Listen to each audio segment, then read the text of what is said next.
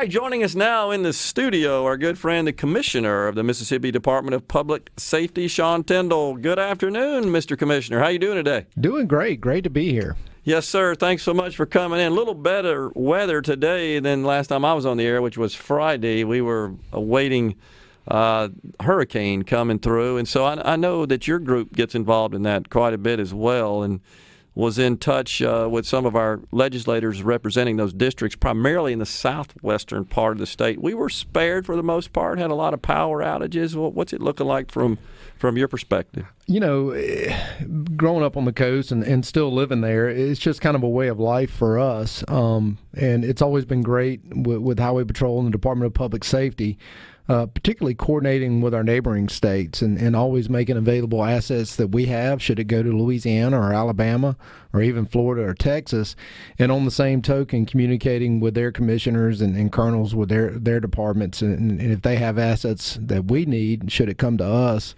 they're going to return the favor. Yeah.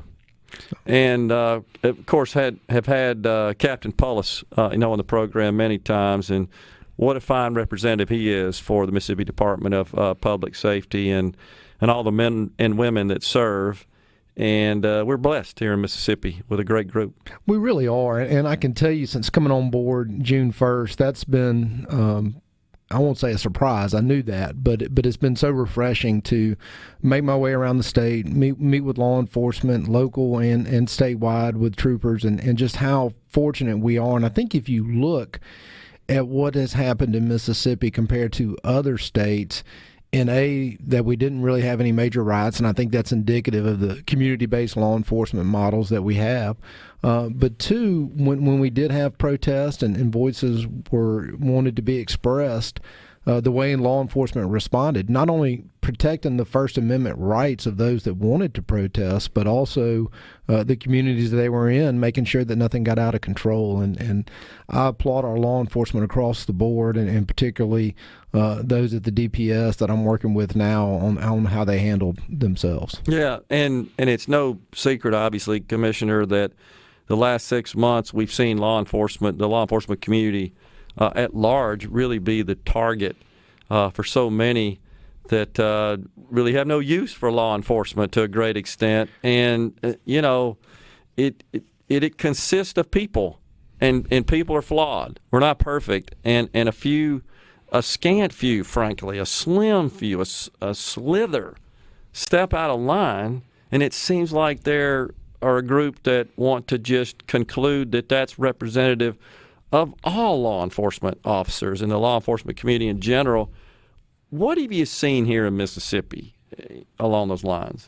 Well, I can tell you Mississippi is a law enforcement state, one in which the citizens of Mississippi appreciate the job that law enforcement does and supports their law enforcement. And I'll say this, my dad was a Vietnam veteran, came back from Vietnam and, talked to me about the times that he was spit on and cursed out and what have you. And much similar to what we're seeing today, it's being driven by a certain agenda. And what happened after Vietnam was there was a reckoning that had to be made and corrected, and people had to really apologize to the way they treated veterans during the 60s, particularly Vietnam. And that's going to happen with law enforcement. There's going to have to be a wake-up and an atonement made on the way law enforcement has been treated through this escapade that those with a certain agenda have been pushing, which is just ridiculous. Yeah. Those men and women that serve in law enforcement, for the most part, like you said, are there to protect and serve, put their lives on the line daily. And I've seen video of when officers have been shot, and it takes literally less than 10 seconds to kill 2 officers when somebody pulls a gun out from underneath their seat. And so they're having to make split-second decisions on how to respond. And so, yes, we need to do some different things in law enforcement training on dealing with the public. But the public, I think we need to reach out to schools, and when we go into driver's ed classes, teach young people how to react when they get pulled over. Don't be reaching in the glove compartment. Maybe you're just getting your ID, but to that officer, he doesn't know if you're reaching for a gun or your insurance certificate. So there are certain protocols that everybody needs to appreciate. I've never been in that situation and wouldn't pretend to understand all the influencers and the factors, but I can only imagine that one's adrenaline is racing and heart is racing and adrenaline is through the roof, knowing that, as you said, a fraction of a second could mean the difference between life and death of either involved in the interaction, frankly. And this is not a path to get rich either, serving in law enforcement. So as you indicated, Commissioner, putting your life on the line and having to deal with these incredibly complex, difficult, trying situations. And in many cases, they end up becoming global news, an interaction could. Every one of them is subject to that. Every one of them. And that's in the back of their mind. And look, and for the ones that are abusing their power, there needs to be accountability. Sure. And it needs to be swift, and they don't need to be out there. But again, like you mentioned earlier, the vast majority of members of law enforcement are out there making a major sacrifice to make our communities safer, and they're not our enemy. They are members of our community. They're our sisters. They're our brothers. They're our friends, and we need to take a moment and really show how much we appreciate what it is that they do. Absolutely, totally agree. So you've been on the job about 4 months now, right? Right at 120 days, and there hasn't been a moment of rest. It has been exciting the entire time, especially coming from the court. And I think on the court there you have moments of a little bit of tranquility where you're using your pen and your mind to wave the sword of justice. But when you get out into this role, you're really out on the streets, and it is nonstop all the time. Yeah. So I know that your group, your department has been heavily involved in trying to improve some of the driver services. Give us an update on that. Well, we introduced our Skip the Line campaign that came out. I think we announced it about 3 weeks ago. October 1st was the actual kickoff statewide. Now, when you want to go get your driver's license or your firearm permit or any other service that we offer at a driver's license service station, you can go online to the DPS website and make a reservation. Yeah. And so we're still handling walk-ups, but if you come as a walk-up, you got to understand we're going to be dealing with the reservations first, and you might be there for a while. But if you want to avoid that, get online and book your appointment and come on in. Firearm permits in the past, not only did you have to come in when you got it initially, but you had to come in every time you renewed it and get your fingerprints done again. We've done away with the necessity of doing your fingerprints again, so all applications for firearm permit renewals will be mail-in only. So you'll mail it in, and then we'll send it back out to you. That's good. Yeah, it's cutting down on the volume at the driver's license station, and again, saving time for the consumers where all they have to do is drop their application in the mail. Absolutely. We set up and touchless in the era of COVID as well. That is, it keeps them out of the stations, and it overall just a great way of handling it. And we have the Skip the Line cams that we've put up where before you head to a driver's license service station at one of our highway patrol troop stations, you can get online and you can check out the camera and see how long the line is, if there is one. If there's nobody there, hey, come on up. Maybe you don't have to make an appointment. You can get on in, but it's the Skip the Line cam, and again, you can go to the DPS website and check it out. We've also got some other great things. We're excited that in the next year, the legislators and the lieutenant governor and the speaker and the governor were all supportive of some changes they wanted to make with driver's license services, and that included in the future going with mobile ID. And we think by July 1st, we'll have an option where you'll be able to have your ID on your mobile device. And again, you'll save time on renewal. You'll be able to renew your license from that mobile device. When it's time for a new picture, you'll just take a selfie, and that'll be your new picture on your ID. My wife likes that because, she wants to make sure it's the perfect picture. Now she can take her selfie 15 times until she gets the right picture on her ID. Yeah, most people don't show their best driver's license photo. But we got a break coming. Can you stay with us? Absolutely. Commissioner Sean Tindell, the Commissioner of the Mississippi Department of Public Safety, is our guest in the studio. Hang with us on the JT Show. So Ray from Byram, Commissioner, writes in, says, even with all the mess going on, 3 times in less than 2 weeks, I've seen state troopers changing flats for motorists. We're not surprised, though. We aren't. And that's one of the things. And of course, Johnny Polis is our Major Polis is our chief PAO, public affairs officer for the state. And I've told him that with our PAOs, we need to be getting that out in social media, letting folks see how many times highway patrolmen on the side of the road changing tires for people. We do a lot of good things. It is to protect and serve, right. and they're serving every day. There's no question about it. And so you've got some other initiatives going on. We were talking about the changes in the driver's license renewal, the gun permits. You got some other stuff in the works as well. Yeah, and we talked about some of the things going forward with the driver's license services, but even in Highway Patrol, we've got a new cadet class coming up, and in fact, I was meeting with the colonel and his leadership team on that patrol class coming up, and some of the things that we're trying to do to improve our graduation rates at patrol schools, and we're starting to do pre-training programs, getting them ready for it, and so feeling really good about that, and getting the buy-in from those Mississippi Highway Patrolmen is great. They know that I know that they're the cornerstone of DPS. Sure. They started in 1938, and they're the square that keeps the rest of the building square. And yeah. Of course, MBN's right there with them. Homeland Security. We've got the crime lab and the medical examiner's office. We had a backlog at the medical examiner's office doing autopsies. I've made it a priority that we fix that backlog. And in fact, I met with the medical examiner till about 7 o'clock last night, Dr. Levon, and we're looking at different ways to rid ourselves of that backlog and get these autopsies out in an efficient manner. And we added a new doctor, Dr. Turner, a new pathologist down in Gulfport that's helping with that. And so we're doing a lot of good things, and I'm proud of where DPS is going.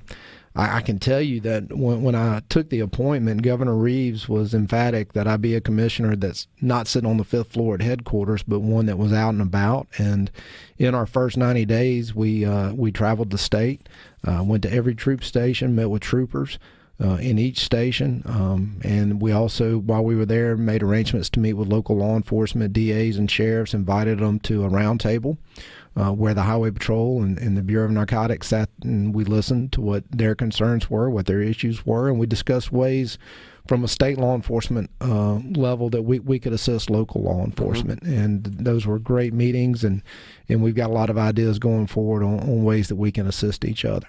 So it's interesting. I'm not sure a lot of Mississippians realize that the medical examiner's office as well as the state crime lab are both within the purview scope of the Department of Public Safety. That's right. And I got to tell you, it's been a while, but I've toured the crime lab in Rankin County, I believe, and it is impressive. It really is. In fact, yesterday I was out there with a congressman guest, and we did a tour and talking about ways that possibly we could get some federal monies to improve the equipment that we have and on investigating crimes. And I got to tell you, it's shocking when we're doing the tour of the facility and we're looking at the drugs that have been seized and there for analysis.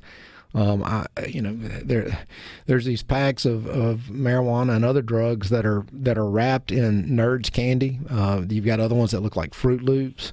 Some of them look like fruit roll-ups. I mean, it's shocking when you see that out there, and you know that I've got 4 children. The oldest is 12, youngest is 5. That if they saw that, they'd pick it up and eat it in a heartbeat. Yeah. And it's scary, and it's one of the things that concerns us with Initiative 65 is the regulation of those types of products, particularly once you put it into the Constitution, what effect it has on the government to regulate that. Yeah.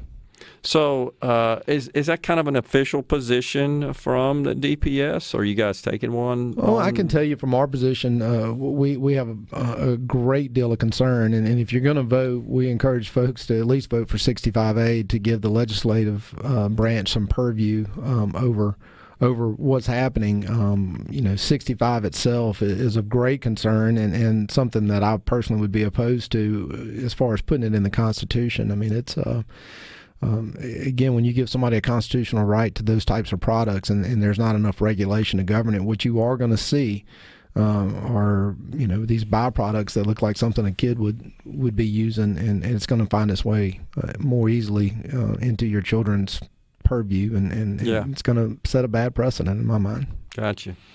Well, there's passionate opinions on both sides of that, as you well know, and of course the voters will get to go to the polls and figure that out. And just on the text line today, we've got lots of pros and cons. there is a question here, Commissioner.